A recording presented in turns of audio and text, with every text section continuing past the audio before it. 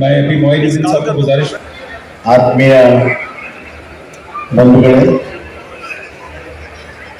ಸಲಾಂ ಅಲೈಕುಂ. ಇಂದಿನ ಈ ಹಜ್ ಯಾತ್ರಿಗಳ ಶುಭ ಸಂದೇಶವನ್ನು ಕೊಡಲು ಇನಾಗ್ರಲ್ ಫಂಕ್ಷನ್ನಲ್ಲಿ ಭಾಗವಹಿಸಿರುವಂಥ ಶ್ರೀ ನಜೀರ್ ಹುಸೇನ್ ರಾಜ್ಯಸಭಾ ಸದಸ್ಯರು, ಯುಟಿ ಖಾದರ್ ಮಾಜಿ ಸಚಿವರು, ಶಾಸಕರು ಹಾಗೂ ಶ್ರೀಮತಿ ಖನಿಜಾ ಫಾತಿಮಾ ಮಾನ್ಯ ಶಾಸಕರು, ಶ್ರೀ ಅಬ್ದುಲ್ ಜಬ್ಬಾರ್ MLC ಅವರು, ರೋಷನ್ ಬೇಗ್ ಮಾಜಿ ಸಚಿವರು, ಶ್ರೀ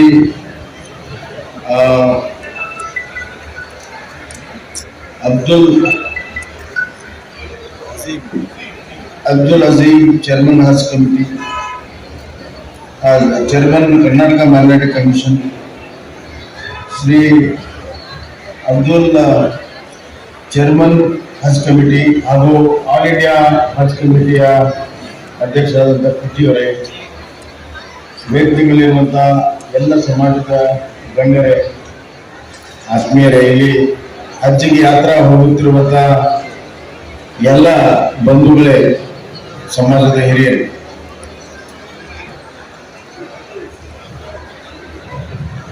ಯಾರಿಗೆ ಒಳ್ಳೆಯ ನಸೀಬಿರ್ತದೆ ಅವರಿಗೆ ಹಜ್ ಪ್ರಾಪ್ತಿ ಆಗ್ತದೆ. ಯಾರು ಬದುಕಿನಲ್ಲಿ ಒಳ್ಳೆಯ ಕೆಲಸವನ್ನ ಮಾಡಿರ್ತಾರೆ ಅವರು ಹಜ್ಜಿಗೆ ಹೋಗೋದಕ್ಕೆ ಅರ್ಹತೆ ಸಿಗ್ತದೆ. ಬಹಳಷ್ಟು ಜನ ಹಜ್ಜಿಗೆ ಹೋಗ್ಬೇಕು ಅಂತ ಪ್ರಯತ್ನ ಮಾಡ್ತಾರೆ, ಆದರೆ ಕೆಲವರು ಸಿಗ್ತದೆ, ಕೆಲವರು ಇಲ್ಲ. ಅದು ನಸೀಬ್ನಲ್ಲಿ ಇದ್ರೆ ಸಿಗ್ತದೆ. ಅದರಿಂದ ಒಳ್ಳೆಯ ಕರ್ಮವನ್ನ, ಒಳ್ಳೆಯ ಕೆಲಸವನ್ನ, ಒಳ್ಳೆಯ ವಿಚಾರವನ್ನ ಬದುಕಿನಲ್ಲಿ ಅಳವಡಿಸ್ಕೊಂಡ್ರೆ ಖಂಡಿತವಾಗ್ಲೂ ಹಜ್ ಸಿಗ್ತದೆ.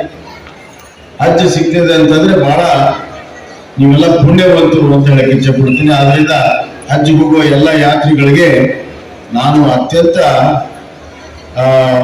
ಹೃದಯದ ಅಂತರಾಳದಿಂದ ಶುಭಾಶಯಗಳನ್ನ ಕರ್ನಾಟಕದ ಸರ್ಕಾರದ ಪರವಾಗಿ ತಮಗೆ ಮಾಡ್ತೀನಿ. ತಮ್ಮ ಪ್ರಯಾಣ ಸುಖಕರಾಗಲಿ. ಅಲ್ಲ ಹಜ್ಜದ ಸಂದರ್ಭದಲ್ಲಿ ಮಕ್ಕಾಮದಿಂದ ಎಲ್ಲ ದೇವರ ದರ್ಶನ ಉತ್ತಮ ರೀತಿಯಲ್ಲಾಗಲಿ, ನಿಮ್ಮ ಮನೋಕಾಮನೆ ಪೂರ್ತಿಯಾಗಲಿ. ತಮ್ಮ ಪ್ರಾರ್ಥನೆ, ತಮ್ಮ ದುವಾ ದೇವರಿಗೆ ಅಲ್ಲಾಗೆ ಮುಟ್ಟಿ ತಮ್ಮೆಲ್ಲರೂ ಕೂಡ ಇವತ್ತು ನಮ್ಗೆ ಅಷ್ಟೇ ಅಲ್ಲ, ಇಡೀ ಭಾರತ ದೇಶಕ್ಕೆ, ಇಡೀ ನಾಡಿಗೆ ಮತ್ತು ಇಡೀ ವಿಶ್ವಕ್ಕೆ ಒಳ್ಳೇದಾಗಲಿ ಅಂತಂದು ನಾನು ಹಾರೈಸ್ತೀನಿ. ಒಂದು ಹಜ್ಜಿಗೆ ಹೋಗುವಂಥದ್ದು, ಒಂದು ಹಜ್ಜಿಗೆ ಹೋದ ಮೇಲೆ ಬಂದ ಮೇಲೆ ನೀವು ಹಾಜಿ ಆಗ್ತೀರಿ. ಹಾಜಿ ಆದ್ಮೇಲೆ ಬಹಳ ಕಟ್ಟುನಿಟ್ಟಿನ ಬದುಕನ್ನು ನೀವು ನಡೆಸಬೇಕು. ಹಿಂದೆ ಮಾಡಿದಂಗೆ ಆಗೋದಿಲ್ಲ. ಒಮ್ಮೆ ಹಜ್ಜಿಗೆ ಹೋಗಿ ಬಂದ ಮೇಲೆ ಅತ್ಯಂತ ಶುದ್ಧವಾದಂತ ಒಂದು ಜೀವನವನ್ನ ನಡೆಸಬೇಕಾಗುತ್ತೆ. ಅಂದ್ರೆ ನೀವು ಹಜ್ಜಿಗೆ ಹೋಗಿದ್ದು ಸಾರ್ಥಕತೆ ಆಗ್ತದೆ, ಇಲ್ಲದೇ ಇದ್ರೆ ಅದು ಸಾರ್ಥಕತೆ ಆಗಲ್ಲ. ಹೀಗಾಗಿ ತಮ್ಮ ಒಂದು ಅಷ್ಟೇ ಒಳ್ಳೆತನದಿಂದ ನಿಮ್ಮ ಬದುಕನ್ನ ನಡೆಸುವಂತದ್ದು ಅಷ್ಟೇ ಅವಶ್ಯಕತೆ ಇದೆ. ಇದರ ಅರ್ಥ ಏನು ಅಂತಂದ್ರೆ, ಯಾವುದೇ ಧರ್ಮ ಇರಲಿ, ಎಲ್ಲ ಧರ್ಮಗಳು ಮಾನವೀಯತೆಯನ್ನ ಹೇಳ್ತದೆ, ಮನುಷ್ಯತ್ವವನ್ನ ಹೇಳ್ತದೆ.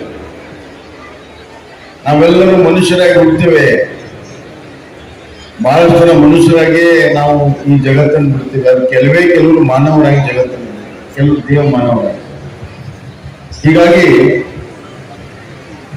ಬದುಕಿನಲ್ಲಿ ನಾವೇನಾದ್ರೂ ಕೂಡ ಪ್ರಾಪ್ತಿ ಮಾಡಬೇಕಾದ್ರೆ ನಮ್ಮ ಒಳ್ಳೆಯ ಗುಣಗಳು ಮತ್ತು ಒಳ್ಳೆಯ ಆಚಾರ ವಿಚಾರಗಳಿಂದ ಸಾಧ್ಯ.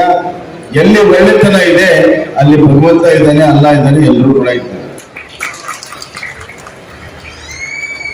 ಮತ್ತು ಎಲ್ಲ ಧರ್ಮಗಳು ಪಾಲನೆ ಮಾಡೋದ್ರಿಂದ ಮಾನವೀಯತೆಯನ್ನ ನಾವು ಅಳವಡಿಸ್ಕೊಳ್ತೀವಿ. ಪ್ರತಿಯೊಬ್ಬ ಮನುಷ್ಯನಲ್ಲಿ ಒಳ್ಳೆಯದು ಕೆಟ್ಟದ್ದು ಇರ್ತದೆ. ಆದರೆ ಯಾವುದು ಅಂತಿಮವಾಗಿ ಜಯಶಾಲಿ ಆಗ್ತದೆ, ನಮ್ಮ ಒಳಗಡೆ ಇರುವಂತದ್ದು ಒಳ್ಳೆತನ ಆಗುತ್ತೋ ಕೆಟ್ಟತನ ಆಗುತ್ತೋ ಅನ್ನುವಂಥದ್ದು ನಮ್ಮ ಇಚ್ಛಾಶಕ್ತಿ ಮೇಲೆ. ಹೀಗಾಗಿ ನಾವು ಧರ್ಮವನ್ನ ಮಾನವೀಯತೆಯ ಆಧಾರದ ಮೇಲೆ ಮಾಡಿದಾಗ ಅದು ಇನ್ಸಾನಿಯತ್ ರೂಪದಲ್ಲಿ ಹೊರಗಡೆ ಬಂದಾಗ ಇಡೀ ಜಗತ್ತು ಭಗವಂತನಿಗೆ, ಅಲ್ಲಾ ತಾಲಾಗೆ, ಜೀಸಸ್ ಕ್ರೈಸ್ಟ್ಗೆ ಅತ್ಯಂತ ಪ್ರಿಯವಾಗ್ತದೆ. ಈ ಜಗತ್ತನ್ನ ಪವಿತ್ರತೆ, ಈ ಜಗತ್ತನ್ನ ಭಗವಂತನಿಗೆ ಪ್ರೀತಿ ಆಗುವಂತೆ ಬದುಕನ್ನ ನಾವು ಬದುಕಬೇಕು. ಇದೇ ಎಲ್ಲ ಧರ್ಮ ಗ್ರಂಥಗಳ ಸಾರ ಇದೆ. ಒಬ್ಬ ಮನುಷ್ಯ ಇನ್ನೊಬ್ಬ ಮನುಷ್ಯನನ್ನ ಗೌರವಿಸಬೇಕು, ಪ್ರೀತಿಸಬೇಕು ಅಂದಾಗ ಮಾತ್ರ ಅದು ಸಾಧ್ಯ ಇದೆ. ಅದರ ಅವಶ್ಯಕತೆ ಎಲ್ಲ ಇದೆ.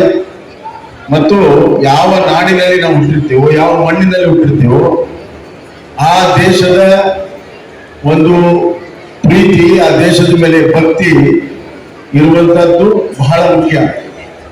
ಆ ದೇಶದ ಮೇಲೆ ಭಕ್ತಿ ಇದ್ದಾಗ ಮಾತ್ರ ಆ ಭೂಮಿ ತಾಯಿ, ಆ ನಿಸರ್ಗ ನಮಗೆ ಸಹಾಯವನ್ನು ಮಾಡ್ತದೆ.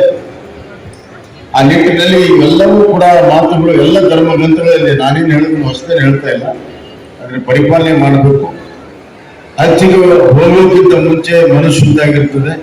ಹಜ್ಜಿನಲ್ಲಿ ಮನಸ್ಸು ಪರಿಶುದ್ಧಿ ಆಗ್ತದೆ.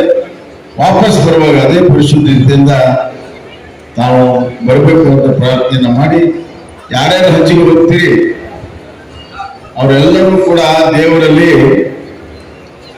ನಮ್ಮ ನಾಡಿಗೆ ಒಳ್ಳೆಯದಾಗಲಿ, ನಮ್ಮ ನಾಡು ಸುಭಿಕ್ಷವಾಗಲಿ, ನಮ್ಮ ನಾಡು ಅಭಿವೃದ್ಧಿಶೀಲವಾಗಲಿ, ಎಲ್ಲರಿಗೂ ಸುಖ ಶಾಂತಿ ನೆಮ್ಮದಿ ಇರಲಿ ಅಂತಂದು ತಾವು ಅಲ್ಲಿ ಪ್ರಾರ್ಥನೆಯನ್ನ ಮಾಡಬೇಕು, ದುವಾನ ಮಾಡಿ ಬರಬೇಕು ಅಂತಂದು ಕಳಕಳಿ ವಿನಂತಿಯನ್ನು ಮಾಡಿ ತಮ್ಗೆಲ್ಲರೂ ಮತ್ತೊಮ್ಮೆ ಅತ್ಯಂತ ಪಾವಿತ್ರದ ಶುಭಾಶಯಗಳನ್ನು ಹೇಳಿ, ಮತ್ತು ಕರ್ನಾಟಕ ಸರ್ಕಾರ ಈ ಹಜ್ಜಿಗೆ ಏನೆಲ್ಲವನ್ನು ಕೂಡ ಮಾಡಕ್ ಸಾಧ್ಯ ಇದೆ ಅದು ಮಾಡಿದೆ. ತಾವೇ ಹೇಳಿದ್ರಿ, ಸದಾನಂದ ಗೌಡರ ಕಾಲದಲ್ಲಿ ಈ ಹಜ್ ಭವನಿಗೆ 40 ಕೋಟಿ ಕೊಟ್ಟರು. ಮುಂದೆ ರೋಷನ್ ಬೇಗ್ ಅವರು ಮಂತ್ರಿ ಇದ್ದಾಗ ಅದನ್ನ ಪೂರ್ಣ ಮಾಡಿ ಇನ್ನೊಂದು 4 ಕೋಟಿ ಖರ್ಚು ಮಾಡಿದ್ದಾರೆ. ಇಡೀ ಭಾರತ ದೇಶದಲ್ಲಿಯೇ ಅತ್ಯುತ್ತಮವಾದಂತಹ ಹಜ್ ಭವನ ಯಾವ್ದಾದ್ರು ಇದ್ರೆ ಅದು ಕರ್ನಾಟಕದಲ್ಲಿ ಅಂತ ನಮ್ಗೆಲ್ಲರೂ ಕೂಡ ಹೆಮ್ಮೆ ಇದೆ. ಇದಕ್ಕೆ ಇನ್ನಷ್ಟು ಏನಾದರೂ ಬೇಕು, ಆಡಿಟೋರಿಯಂ ಇನ್ನೊಂದಕ್ಕೆಲ್ಲ ಬೇಕು ಅಂತ ಹೇಳಿದರೆ ನಮ್ಮ ಸರ್ಕಾರ ಖಂಡಿತವಾಗೂ ಎಲ್ಲ ರೀತಿಯ ಸಹಾಯ ಸಹಕಾರವನ್ನ ಮಾಡ್ತೇವೆ. ಅದೇ ರೀತಿ ಆಲ್ ಇಂಡಿಯಾ ಹಜ್ ಕಮಿಟಿ ಕೂಡ ಸಹಾಯವನ್ನ ಮಾಡಲಿ ಅಂತ ತಿಳ್ಕೊಂಡು ತಮ್ಮೆಲ್ಲರೂ ಕೂಡ ಹೊಂದಿಸಿ ನಾನು ಮಾತನ್ನು ಮುಗಿಸ್ತೀನಿ. ಧನ್ಯವಾದ. ಸನ್ಮಾನ್ಯ ಮುಖ್ಯಮಂತ್ರಿಗಳಿಗೆ ಧನ್ಯವಾದಗಳು.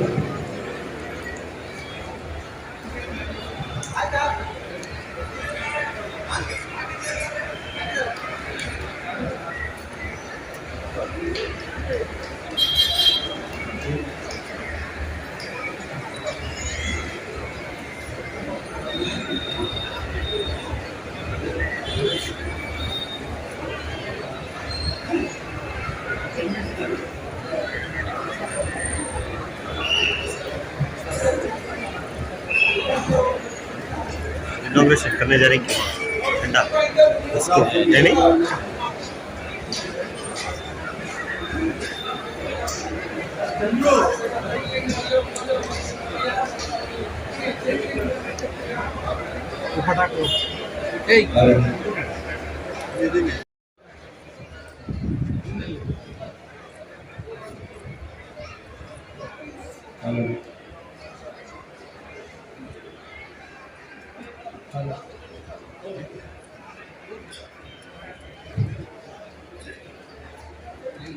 हमारे हज के ताल्लुक से जो भी काम है, जिस तरह के भी जो भी बातें हैं, मैं लेटर के थ्रू उनको मैं इंशाल्लाह उस बात को पहुंचाने की कोशिश करूंगा। ये कर्नाटक हज भवन हिंदुस्तान में सबसे बड़ा हज भवन है। ये हज भवन की बुनियाद डालने वाले हमारे सदानंद गौड़ा जी मुख्यमंत्री है। उन्हीं की बदौलत से आज 100 करोड़ के ऊपर का हज भवन बना है। और इस हज भवन को हमने कोविड के अंदर बहुत ही बड़े पैमाने पर इस्तेमाल किया। लगभग 1000 पेशेंट इस हज भवन में कोविड का सेंटर बनाए थे, जिसमें खाने और रहने का तमाम चीजें की कर्नाटक स्टेट हज कमेटी के वायलेंस के थ्रू बहुत ही उन्होंने खिदमत करके यहाँ पे कोविड के अंदर भी बहुत अच्छा हमने काम किया है। और कुछ ही दिन में हमने जैसे ही इस साल हज को जाने का मौका मिला, जैसे हमें कंफर्मेशन मिला, तुरंत हमने इस बिल्डिंग को तैयार करके कोविड सेंटर से इस हज भवन को हमने तब्दीली किया है। मैं हमारे हज कमेटी के ईओ जनाब सरफराज साहब, हमारे मेंबर हमारे कबीर साहब, चांदपा साहब, मोइनुद्दीन, खुशरा कुरैशी, हमारे मैडम, तमाम लोग भी इस काम में बहुत जुड़े रहे। और हज कमेटी में जो भी डेवलपमेंट का काम है, हमारे मेंबर्स, हम लोग, हमारे स्टाफ सभी मिलकर इसको काम को अंजाम दे रहे हैं। मैं फिर से एक बार जनाब मुख्यमंत्री बसवराज बोम्मई साहब का दिल के गहरे से बहुत बहुत शुक्रिया अदा करता हूँ। जय हिंद, खुदा। मैं अभी जनाब चेयरमैन साहब से गुजारिश करता हूँ कि सम्मानीय मुख्यमंत्री का इस्तकबाल करें और इसे दर्जाई करें।